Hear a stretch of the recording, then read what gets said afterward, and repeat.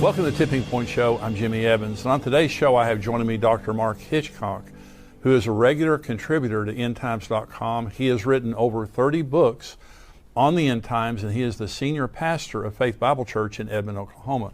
On today's show, we're talking about current events in the news concerning the ongoing war in Israel, with a special focus today on Iran.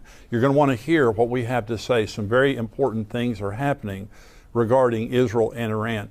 In the subscriber portion, Mark and I will also be answering questions such as, will Christians see the rebuilding of the temple before we're raptured? Will Christians go through the tribulation, as some Bible teachers claim? One person wrote in a question saying that a very respected Bible teacher was teaching that we're going to go through the tribulation. Mark and I will be talking about that. Another question, will we be married to our current spouses, or our spouses have already died and gone to heaven? And another question, if Satan is cast out of heaven in Revelation 12, is he still there right now, and how is he spreading evil if he's in heaven? So those are some of the questions that we're going to be answering. I am so glad that you've joined us today, and I also want to welcome right now Dr. Mark Hitchcock. Mark, thank you for joining me. Well, great to be with you again, as always. Well, we're going to talk about what's happening in the news related to Israel. We're especially going to be talking about Iran. Let me just mention to everyone, we wrote this book that came out right after October 7th called What's Next? The Israel-Gaza War. And so this talks about what happened related to Israel before the war, during the war, and now after the war prophetically, the significance of it. And really and truly, you know, what we're seeing in the world right now today, Mark, this is prophecy on steroids. It's just everything is, the labor pangs are intense, and Bible prophecy is just happening right before our very eyes. Yeah, there's, people years ago have always said, people always said, Jesus is coming back, and, they'll say, people have been saying this forever, but it's the unbelievable convergence of so many things that are happening before our eyes that, yes, we wake up every day and are surprised we're still here, the way the world is headed. So, yeah, it's what's happening in our world today. We're going to talk about a lot of that today, and I'll do some more of it on my show as well. But, you really, it's not, like you're looking for things to talk about. It's you're having to sift through the things and see what's the most important thing to talk about. There's so many things to talk about. Yeah, on so many different levels. So, We both look for articles when we do these shows together. I'm going to start out with this article. The UN Security Council adopts call for Gaza ceasefire, hostage release as U.S. abstains. And this is the Times of Israel. I'll read just a little bit of this. The United Nations Security Council passed a resolution on Monday demanding an immediate ceasefire between Israel and Hamas in the Gaza Strip, and the immediate and unconditional release of all hostages, after the United States withheld its veto and abstained from the vote. It was the first time that the Security Council passed a resolution demanding an immediate ceasefire in Gaza since the start of the war in October. Resolution 2728 is understood to be non-binding and is not expected to have an immediate impact on the ongoing fighting in Gaza, as has been the case with previous Security Council resolutions that have been adopted in other conflicts that were subsequently ignored. Now, the United States was trying to pass a resolution that bound Hamas to these talks that are happening in Qatar and also in Egypt, and also connecting the ceasefire resolution with the return of the hostages. And so China and Russia vetoed that resolution a week ago. Now the Security Council of the United Nations has passed a resolution calling for the immediate ceasefire and the release of the hostages, but it's non-binding. And the ceasefire is not conditioned on the release of the hostages. So it's really kind of a wimpy resolution, and they can't enforce this. And so what's going to happen is Israel's going to keep going to war with Hamas, and Hamas is not going to let the prisoners go. And so it really doesn't mean a lot. But one of the things that you notice, and we're talking about Iran a lot in this show, they have censured Israel more than all other nations of the world combined in the last 3 or 4 or 5 years. And this is another example. Iran is literally getting away with murder, and the United Nations has nothing to do with it. And we're going to read another article here in just a minute. And I'm going to talk about some of the things that we've done for Iran. The United States has done for Iran in this past month. But the United Nations, the end of this age, and I want to make sure you agree with this because I think this is pretty obvious, that at the end of this age, the United Nations is going to muster forces against Israel.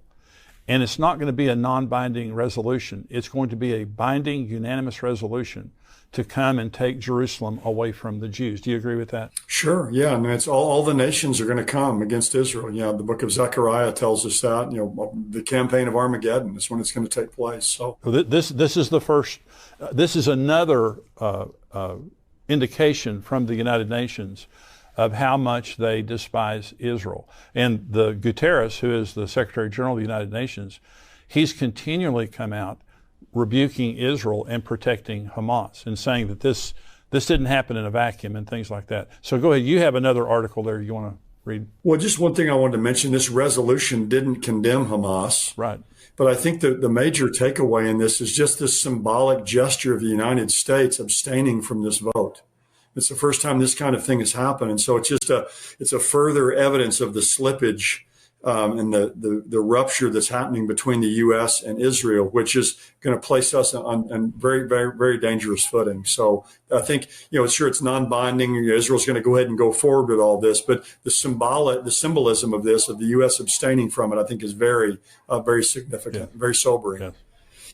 But I've got a couple of articles here about Iran also, kind of the same things like you're mentioning there. There's an article in the Jerusalem Post, or in the Times of Israel, says Shin Bet says it foiled Iranian plot to smuggle advanced weapons to West Bank terrorists.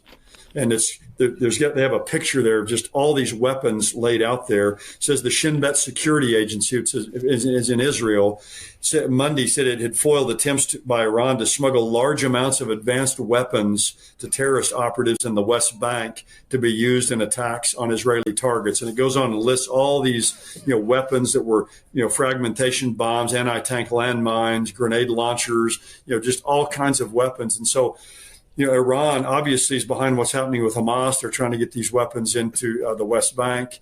They're behind what's called the axis of resistance, all these militia groups in Lebanon, Syria. They're behind what's happening with the Houthis, with Hezbollah, all of this that's taking place. So it's just a constant, coordinated effort by Iran to get weapons then into the West Bank. They can't get anything into Gaza now.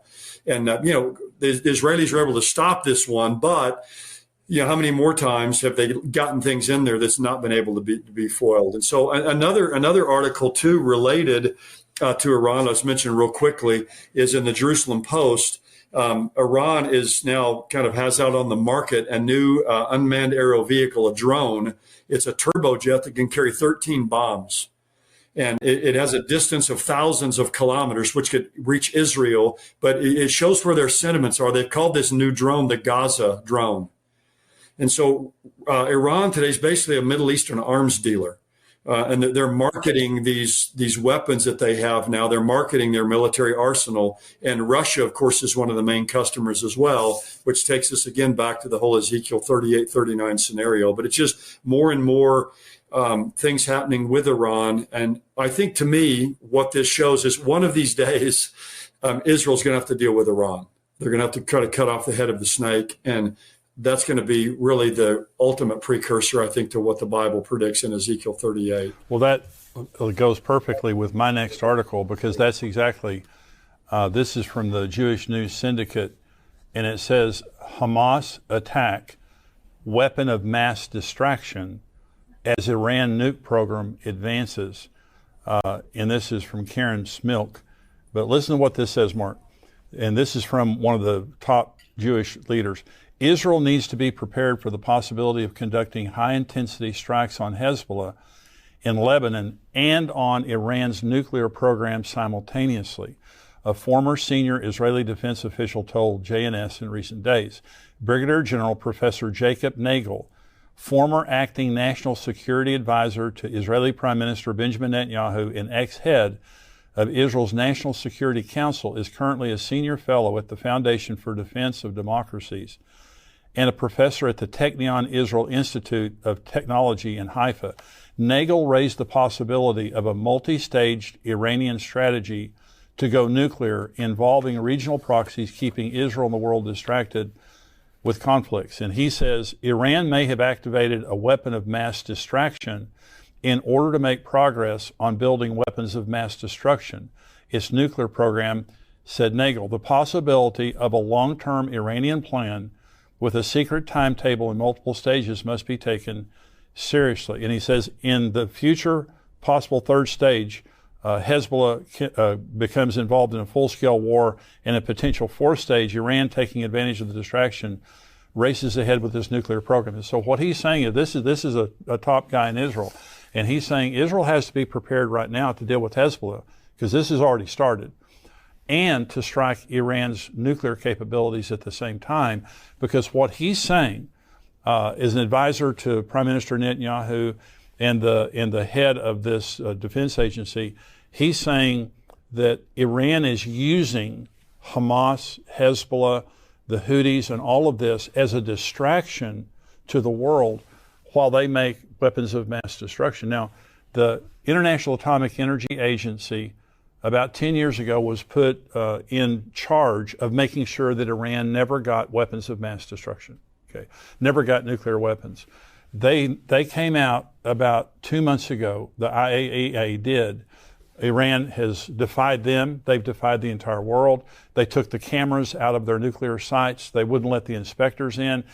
And about 2 months ago, the International Atomic Agency Commission agency said that they don't know what's happening with Iran's nuclear program. They have no idea. And so right now, they're already at 60% enriched uranium. And what he is saying in this article, later in this article, is it takes very little time to get from 60 to 90%. And so Iran has masterfully surrounded Israel, the Houthis, the Palestinians in the West Bank, the Islamic Jihad in Syria, Hezbollah, Hamas.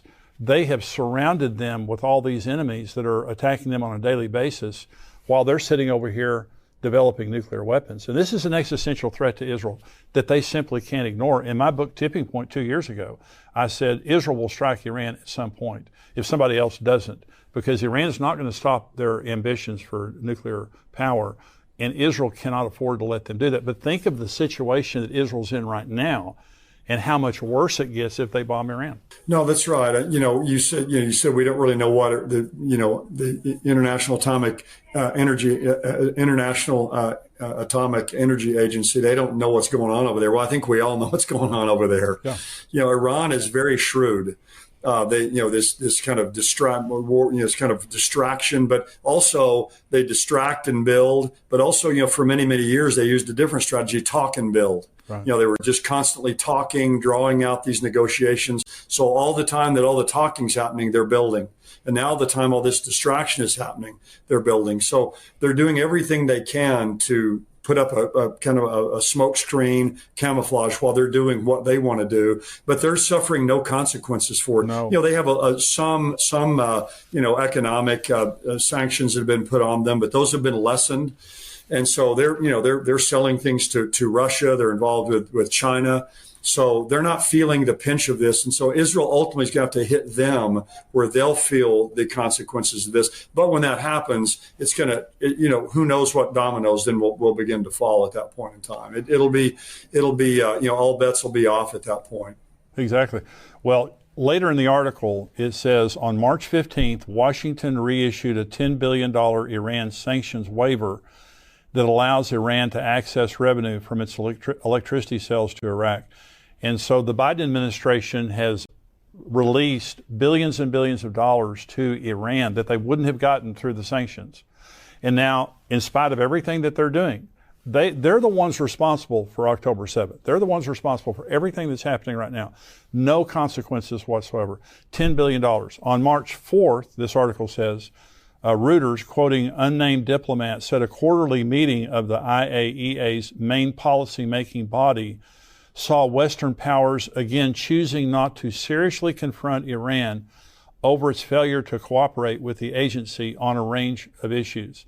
And so the IAEA is basically just turning a blind eye and just saying there's nothing we can do about it. And then it says Nagel assessed that the United States and Europe will never attack Iran's nuclear program, adding that the sanctions relief being offered to Iran aligns well with Tehran's intention to continue with creeping nuclear progress. Hence, Israel must be ready for anything, for being able to strike the enrichment part of the program, but also for being able to strike the weapons system part of it. So he's saying in this article here, we're giving them billions of dollars. The IAEA is completely worthless. And see, the United States, and President Trump said this, President Biden has said it too, under no circumstances will we ever allow Iran to become a nuclear power. Well, the only way you can keep them from doing that now is physically going in there and making sure it doesn't happen. Well, they're not going to do that. That's what he's saying in this article. They're not going to do that. So because of that, Israel has to be prepared. So Jeremiah 49 is a prophecy of the destruction, the utter destruction of Elam. Elam is southern Iran. And Elam is where they have their launchers and a lot of their nuclear reactors and nuclear facilities are in southern Iran. And so if Israel struck Iran to stop them, that's basically where they would strike in fulfillment of Jeremiah 49. If that's what happens, it's going to happen. It's never happened before in world history. But I have wondered, Mark, and this is a wondering, but I have wondered in Ezekiel 38 where it says, I'm going to put a hook in your jaw and drag you down to the mountains of Israel. See, Russia has continually warned Israel and the United States of what would happen if they attacked Iran. And basically they're saying, of course, they're getting a lot of weapons from Iran right now. And so they're very, very closely knit. So I wonder if the hook in the jaw, if Israel bombed Iran, if that would be either the hook in the jaw or part of what would happen to cause Ezekiel 38 and 39.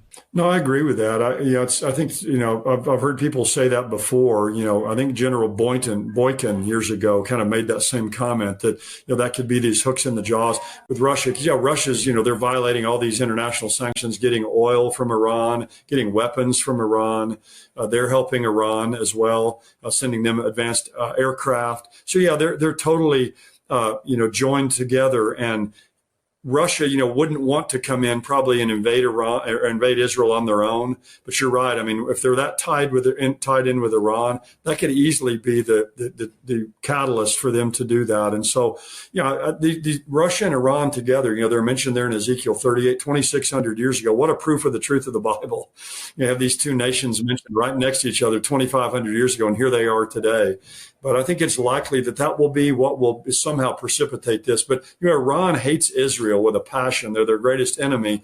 But if Israel hits Iran, we can only imagine how that will accelerate that hatred. And they'll want payback.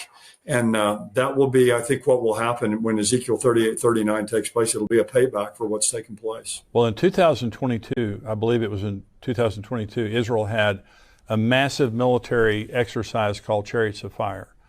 And they practiced bombing Iran, and they put 5 billion shekels in their budget for bombing Iran and then protecting their borders, because they know that all heaven's going to break loose when they do that. And so this is something that they have been looking at for a long time, but it's in the news. And top military officials, top diplomats from Israel are saying we have to be ready now to do this because the IAEA isn't going to do it. The United States and Europe, they're not going to do it. And they're sitting over here using this as a weapon of mass distraction while they're sitting over here doing this. And by the way, North Korea became nuclear with the entire world watching them, telling them not to do it. And so the world is pretty wimpy. When it comes to staring down someone, they get pretty wimpy about it. Israel is not wimpy. They have to fight for their very survival. One strike now, Iran has a hypersonic missile, by the way, with basically Israel's name on it, a hypersonic missile that can reach Israel in 400 seconds. That's 6.66 minutes. So if they had a nuclear payload and they fired that hypersonic missile, I mean, it's just, if it strikes, this tiny little nation of Israel, I mean, it's game, set, and match right there. So this is serious. No, yeah, Israel's going to have to do something. And the United States, we've said over and over again, we're not going to let Iran get nuclear weapons. You're right. I mean, we sat by and let North Korea do it because the consequences of us hitting Iran, what that would set off in the Middle East, I think that they know they've taken all their calculations. They believe that we won't do anything ultimately. That's what I think they believe. And so I think they've factored that into their calculus. I think they do believe Israel will do something, but Israel will be much less of a power for them to deal with than the United States will be. Now, if Israel does that and Iran begins to come against Israel, that may drag us into it. That could be a hooks and jaws that drags the United States into this as well. But the United States, we're not going to do anything. I'm sad to say that as an American, but I really don't think. Certainly the current administration, maybe if there's a change, maybe it would be a legitimate threat, but I don't even think then that it will either. So, Mark, the current events that are happening right now in Israel are, the pressure cooker is there. It's not going to go away. It's just going to get worse. Do you agree with that? Sure. Yeah, it's ratcheting up right now. It's unlike anything we've ever seen. I mean, it's just, basically these nations have encircled them. It's like a noose that's tightening around Israel. Yeah. And ultimately all of it comes from Iran. And they're going to have to act and hit Iran, and as we've said, that's going to set off a Middle East firestorm unlike we've never seen before. That's right. Well, we wrote the book, What's Next? The Israel-Gaza War. Anyone's interested in that, talking about what's happening right now and the prophetic implications of that. This is in a series called What's Next. We have another book you and I are writing together right now that'll be out in a month or two, and it's on the Antichrist. And because one of the things I believe that's about to happen, see, everything gets worse until it gets a lot better when the Antichrist shows up. The Psalm 83, what's going on right now, could be a fulfillment of Psalm 83, Jeremiah 49, Ezekiel 38 and 39. You have wars going on whenever they occur, but things are going to get worse. But there's going to be an answer man that steps onto the scene. I believe he's alive. I believe he's an adult. I believe he's on the world stage right now. That's my opinion. And I believe this is the type of a scenario because the Antichrist is the savior of the world at the moment that he steps up and brokers this deal with Israel. And he confirms a covenant with them, Daniel chapter 9, and they then enter into this 3.5-year period of peace that they haven't had before. The world then, celebrates this genius, this diplomatic genius that steps onto the world scene. Do you believe that what's being set up right now ultimately will come to fulfillment with the Antichrist? Sure. We've had those Abraham Accords, and that's been set aside right now, but that looked like kind of a precursor to this. But with the situation that's over there, the whole world is focused on this. The UN's passing these various resolutions. People are looking for someone. We have been really since 1948 to come and bring some kind of lasting peace to that part of the world. And that's one of the key signs of the end times, I think, is just the constant turmoil in Israel and this clamoring and yearning for peace. And the event that starts the 7-year tribulation, the rapture doesn't start the tribulation period. A lot of people are kind of mistaken about that. I think the rapture begins. No, the rapture takes place sometime after the rapture. The Antichrist is able to broker this peace agreement between Israel and these nations that they've been at war with for, now for 70 years.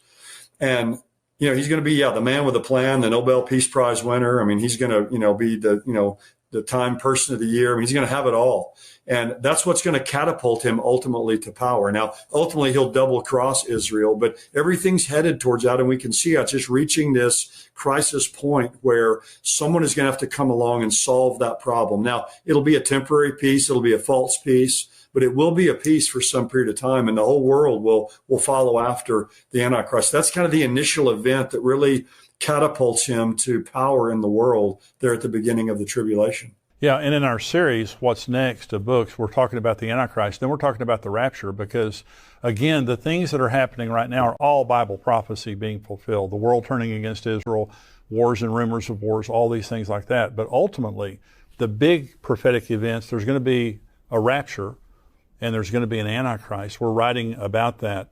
Mark, you have another article there? Yes, this one's fascinating to me. This was on CBS News. Now, just think about this. It says, what these red cows from Texas have to do with war and peace in the Middle East. And it's an article about, of course, these 5, they're Texas red Angus that were taken over to Israel, these red heifers.